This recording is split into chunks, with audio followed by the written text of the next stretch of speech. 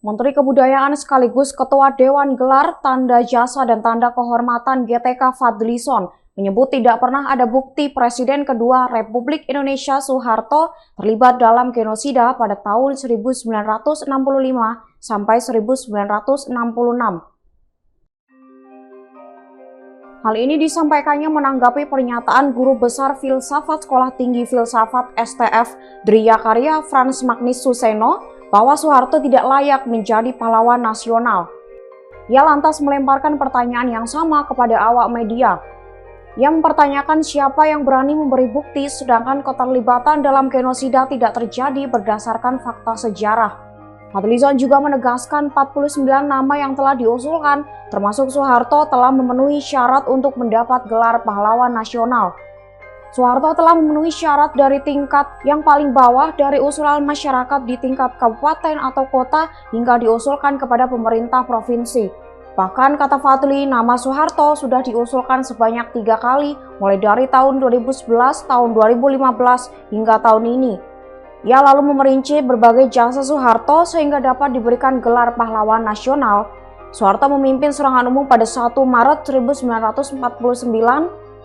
Serangan tersebut merupakan serangan militer selama Revolusi Nasional Indonesia. Yogyakarta saat itu dikuasai oleh pasukan Indonesia selama 6 jam. Sebelumnya diberitakan pemerintah tengah menggodok 49 nama yang diusulkan sebagai pahlawan nasional.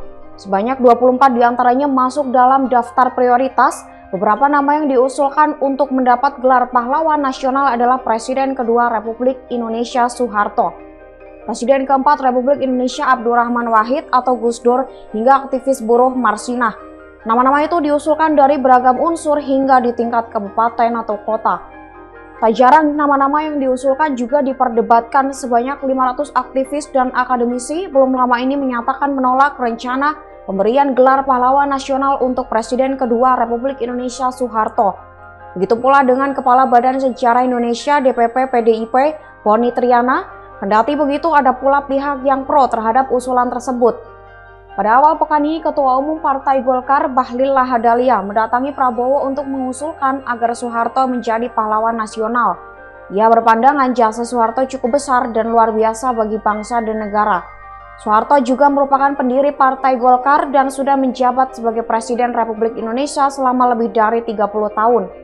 Indonesia yang dikenal sebagai macan Asia saat pemerintahan Orde Baru juga tidak terlepas dari jasa Soeharto.